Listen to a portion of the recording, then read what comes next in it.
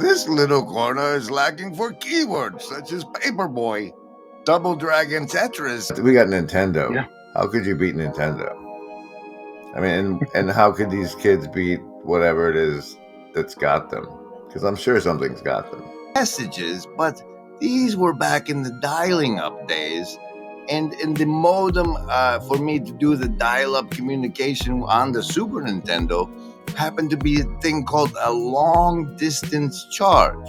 So even though, like, the thing would dial in and it would download my messages, and they would cost me about 20 cents. So my entire first paycheck almost covered the phone bill that I had generated by doing this, trying to check my social behaviors in this new online super street, just checking messages and arguing with people. It took over my whole paycheck, and that was when I should have learned. But I did not. The broad powers of being able to potentially interact with anybody in the world was just too much of a supernormal stimuli, and today I still suffer from the same. To cross, they say there's other boats, and so then I had this vision of Lieutenant Dan on the boat during the storm yelling, "Is that all you got?" It was like I could imagine a story of Dan who's there, who had his own boat, who's out there whenever there's the storm. Everyone in the boat with Jesus is nervous, but not Dan. He's out there. Lieutenant Dan. He's what you call a chaos monster, Yes. So I get to make up my own little stories about the side characters. I just get to say shrimp gumbo, shrimp salad, shrimp etouffee, shrimp. Yeah. All the shrimps. Yeah, it's kind of like the most important movie or work of art or anything in my life. So in your life. Yeah. Most impactful. There's a guy who works in my church, or does it for free, but he just rides the lawnmower like all through the church grounds. And I really admire this guy. Like he's pretty smart, but like he just loves the simple things. Like he has the simple joys. Like he comes to Bible studies sometimes and he participates and he likes it. But like he just loves serving in the simplest of ways. And he's like one of the happiest guys I've known. And he still goes out and like plays golf with friends and stuff. But like his wife passed away a long time ago, and his daughter has a lot of physical pain and she suffers a lot. And yet he's still sort of like this comment. Kale said this in a recent conversation, like both deeply caring and loving, and yet very much detached from worrying about the world, you could say. Like he was getting a weekly paper delivered to him, the Times Picayune or whatever the New Orleans local paper is, and he had it like delivered weekly or maybe even daily. I forget, but it was like he was getting the paper for like $5 a year. Like every paper was like 5 cents, like some ridiculous, or 10 cents. Like it was like a price that he negotiated in like 1972, right? and so he gets a call one day, and they're like, "Sir, unfortunately, we have to raise your rate to I don't know, like $20." And he's like, "Oh, you got to raise it to $20 for the year?" And they're like, "No, like $20 a month." And he's like, "Oh, okay, no." Like he already didn't have cable. He's like, "No, I don't want to pay that then." So now like he gets zero news. Like he doesn't have his like local paper delivered to him every day. Yeah. And he comes into Bible study and he tells this story and he's like, "Yeah, I think I'm even happier than I was before." Yeah. And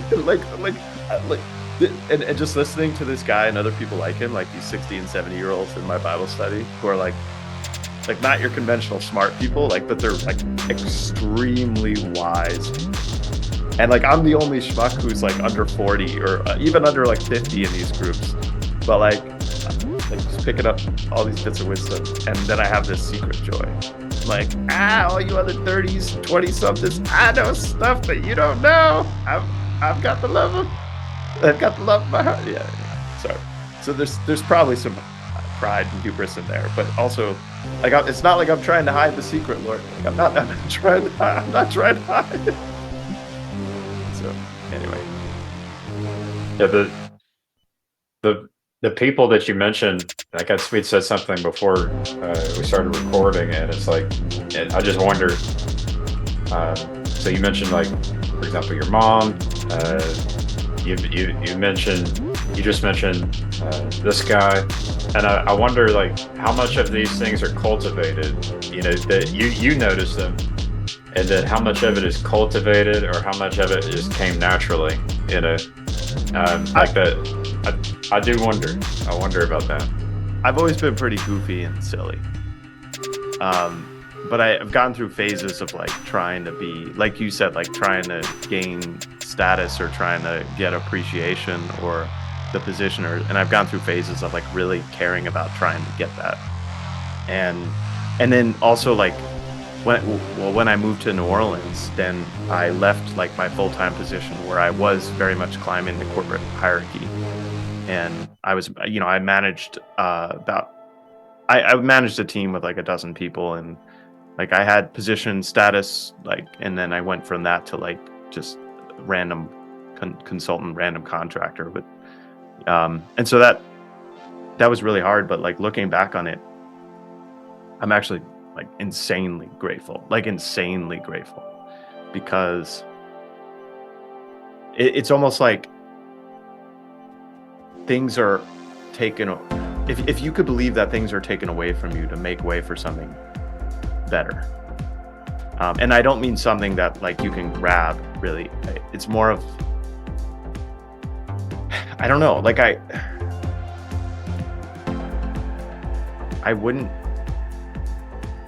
don't think I would know TLC. Like maybe I would eventually be brought to Christ, if that hadn't happened, because something else would have humbled me.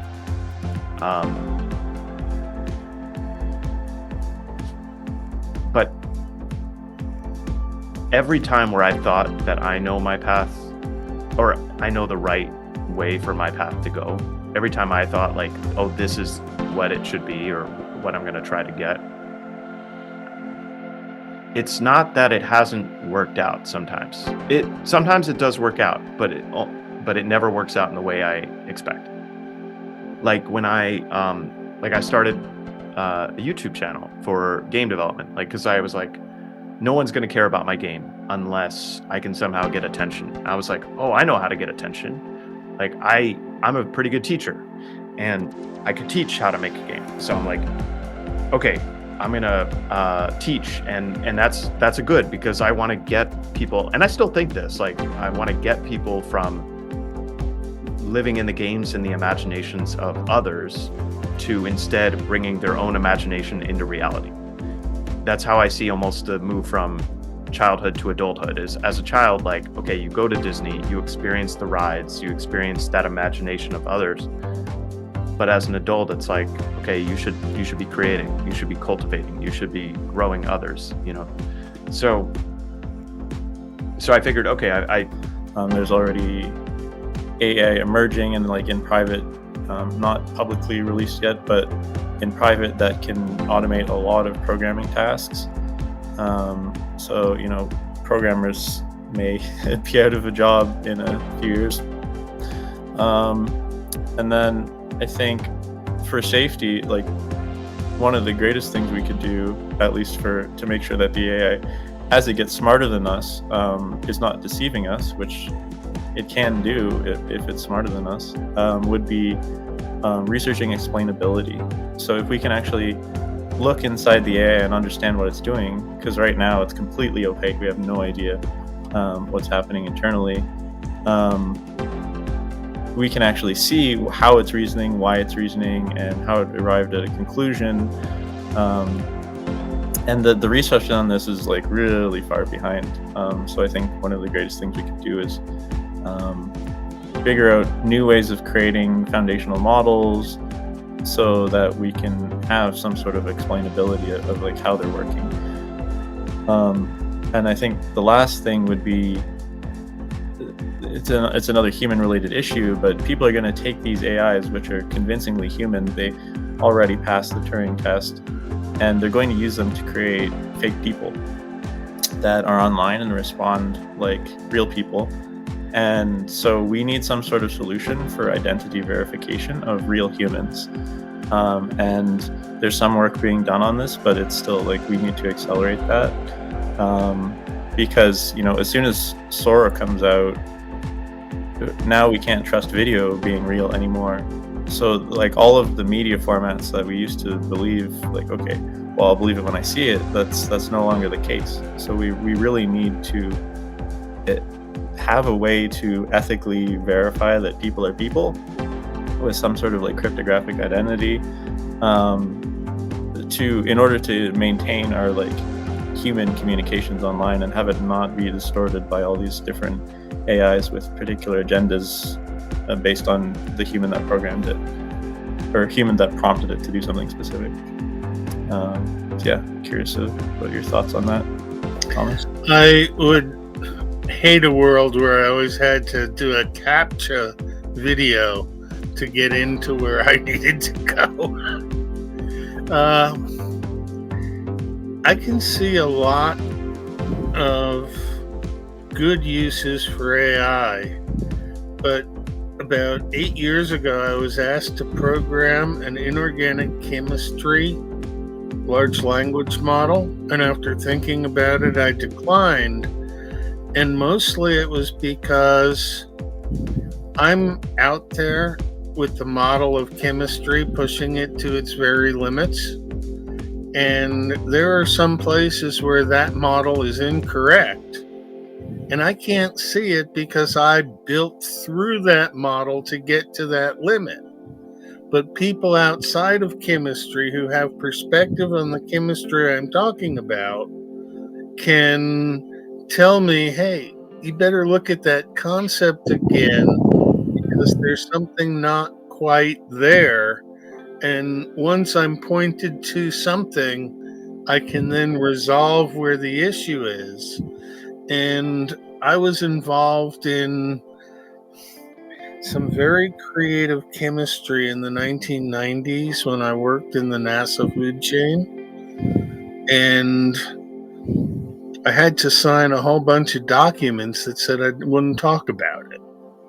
And so I think that once AI has a hold of information that we humans are not allowed to talk about, we humans will be suddenly informed about a bunch of things that are not in our radar screen now because the way the system is set up, they're not going to tell us.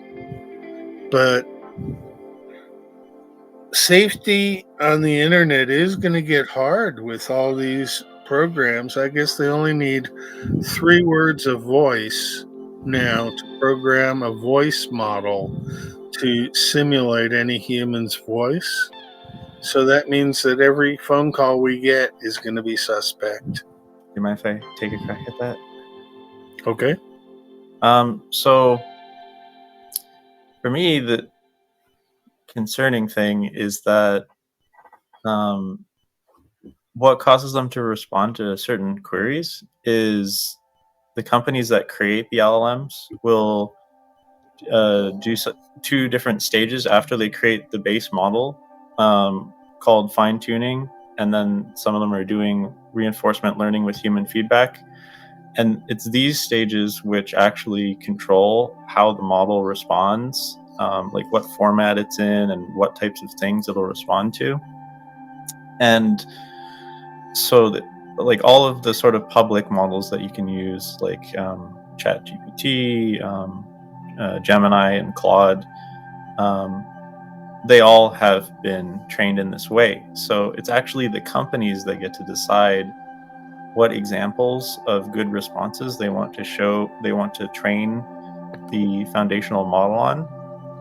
And they train them on examples where people are asking questions that they deem as unsafe or unacceptable with the response of like, I'm sorry, I can't answer that.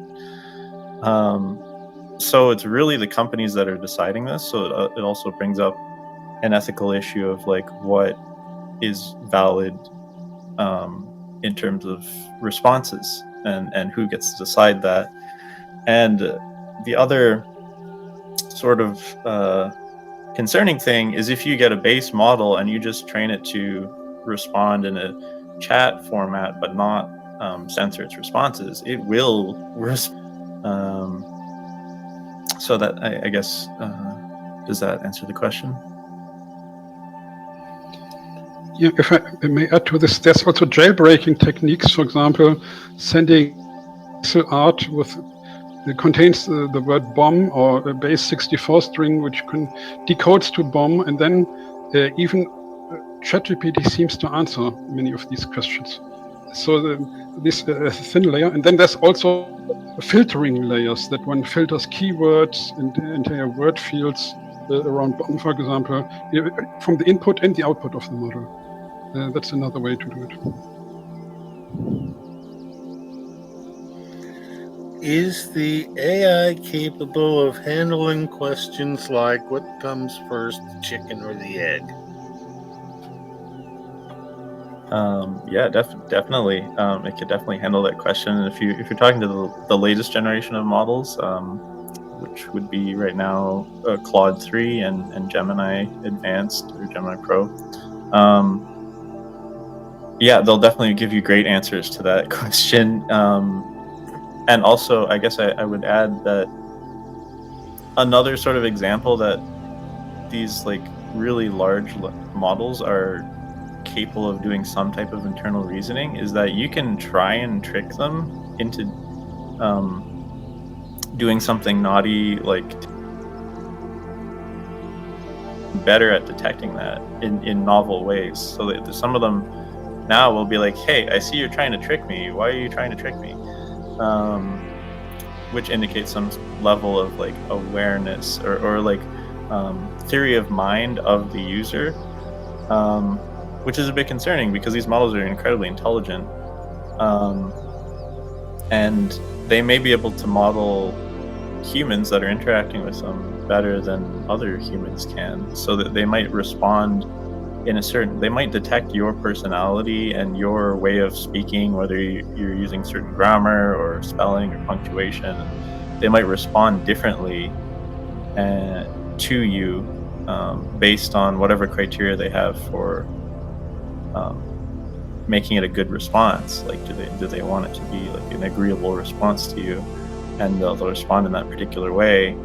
So they might have more capabilities than they even let on at this point, because they are detecting you and responding according to your communication patterns, which means that they can respond in a bunch of different communication patterns, and you'll only ever see one because you communicate in one way.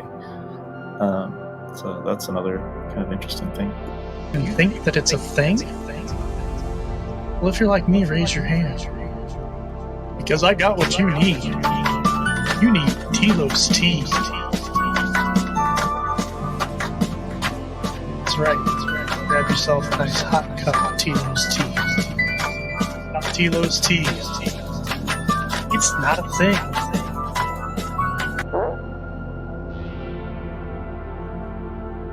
Hello.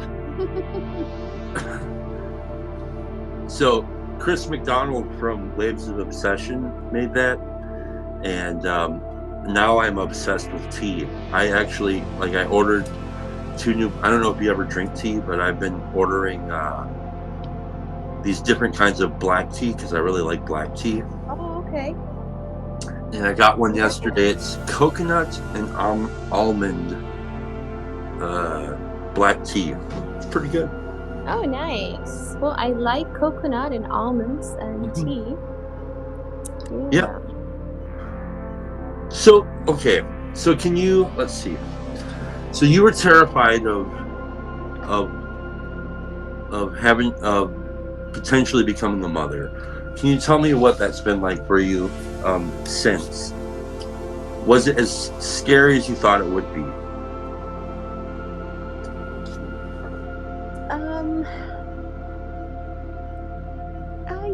yes and no.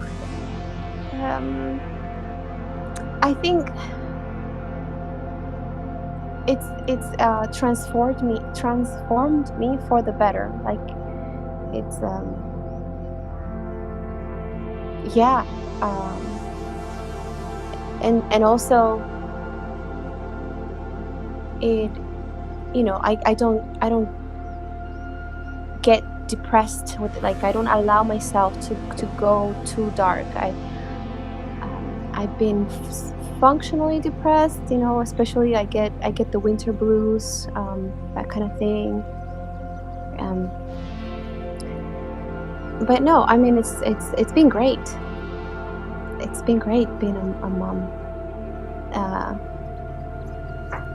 But the situation I'm in, being a single mom, it's just really hard. Yeah. And it's not what I imagined. I didn't imagine this outcome. But oh my word, and with the babies, with the little ones, they're 5. I still call them babies, but I mean they're still babies in a way. I think I'm a better mom, even though my circumstances are more challenging. But I think I've grown a little, and the first baby always, you know, receives, I think, the worst of us because we don't know what we're doing.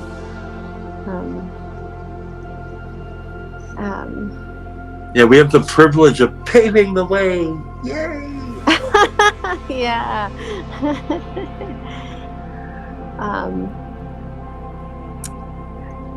But yeah, it would be great if I had community. It really does take a village. And so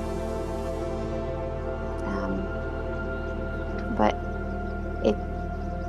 the situation that I'm in pushes me to seek God. Like I cannot fall asleep. I cannot take that chance. I have to, like, I have to wake up early to pray, to set that time aside, because I cannot function well when I don't. I need to have that connection open. That, I don't know, but there's something to prayer, right? Yeah. What do you think about prayer? What do I think about prayer? Yeah. Well,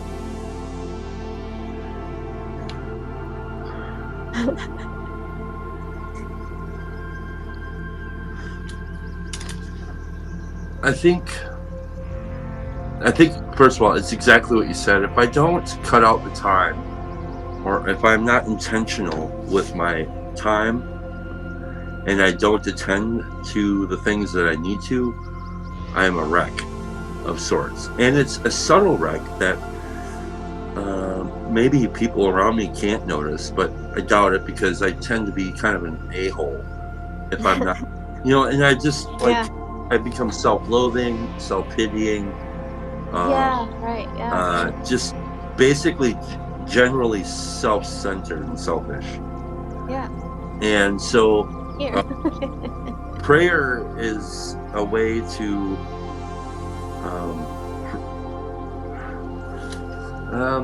let's see. Here's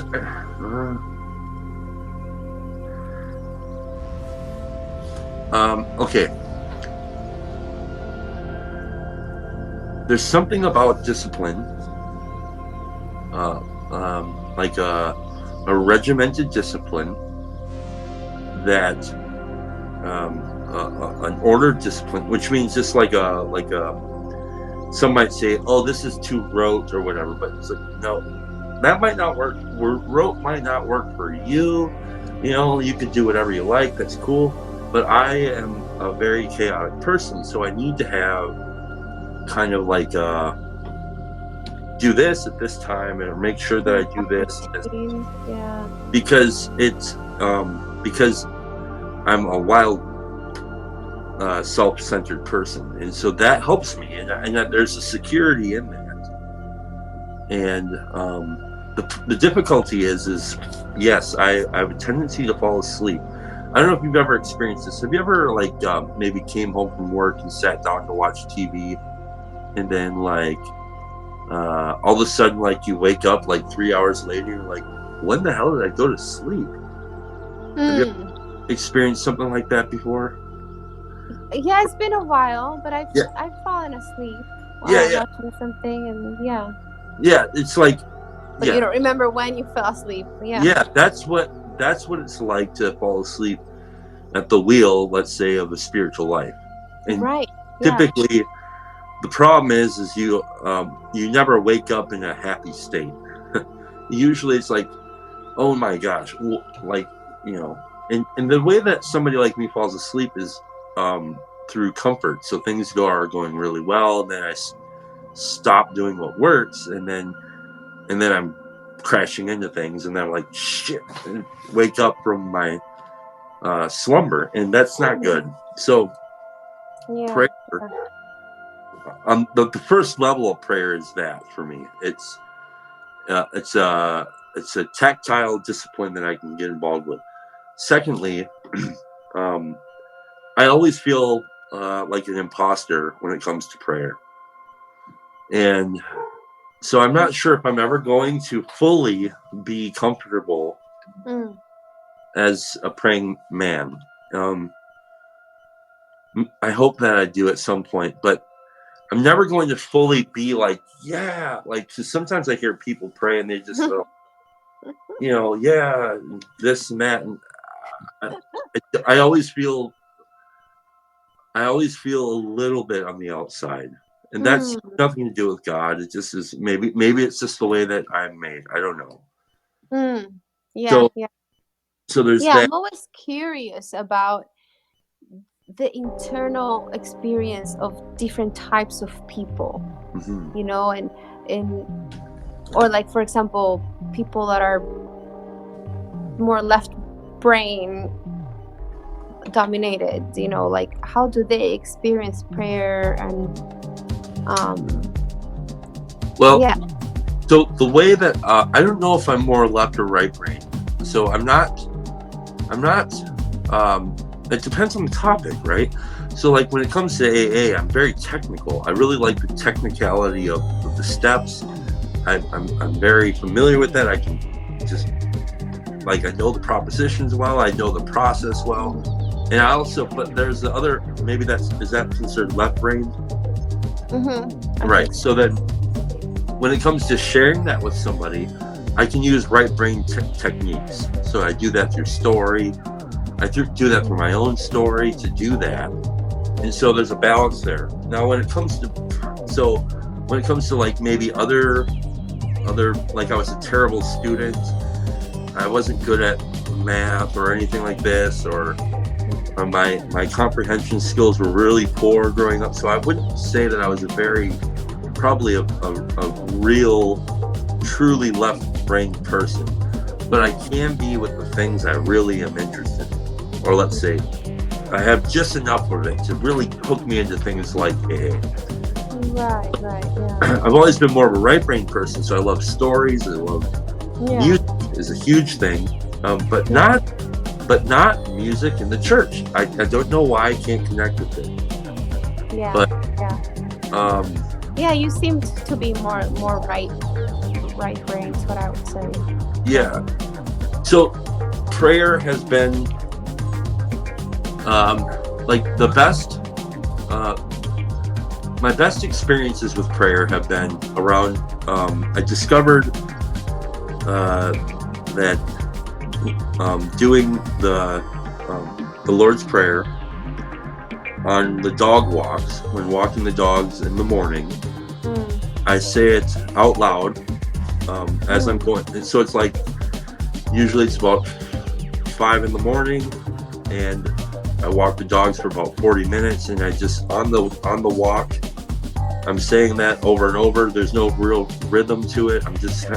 Sometimes I'm really focusing on a phrase in there. Like sometimes I'll repeat the actual Our Father, and I'll think about that. What does that mean in a different way And now maybe an image might come to mind. It might be like somebody who I would consider to be a dastardly son of a bitch. You know, I'll think of that person. Yeah, it's his father too. And you know, so sorry, I probably shouldn't have said that word. Oh no, it's okay.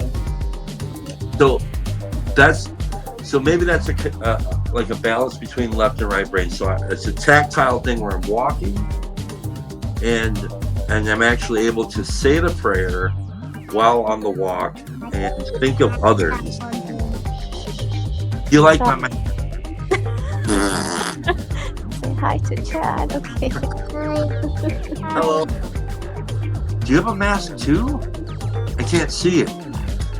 We don't have a mask. No mask. Okay. Oh, it's getting pretty dark in here. I can turn on the light. No, it's okay. And give me a second, okay? Sure. Here, let me play this. Okay. And I was thinking of entitling it "Pay to Play with PBK." Pay to Play with PBK. Because that nicely rhymes. PBK. Get pay to play with PBK. Get pay to play. Pay to play. Pay to play. Pay to play with PBK. Get pay to play. To play. To play. To play with PBK. Get pay to play with PBK. But I have such church. I'm so comfortable with sort of the way church handles money, and I just don't know. I just don't know how to deal with the whole world. Let's see here. And find something else to play. What do we got here? Let's do this one. Our classic. No, well, we don't do that. It's kind of weird. Let's see here.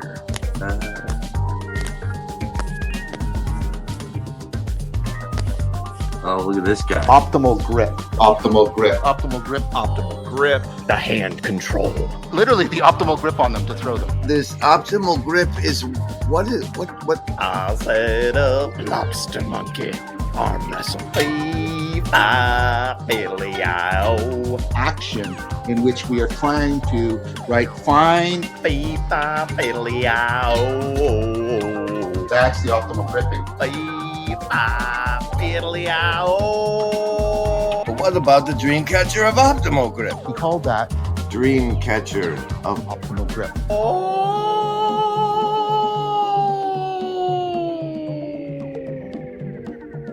Oh, wait, I'm optimally gripping better than I was before. Strumming on the old banjo. And with free sushi. Sort of the... I don't grab the bottom pencil. Well, I grab the bottom pencil.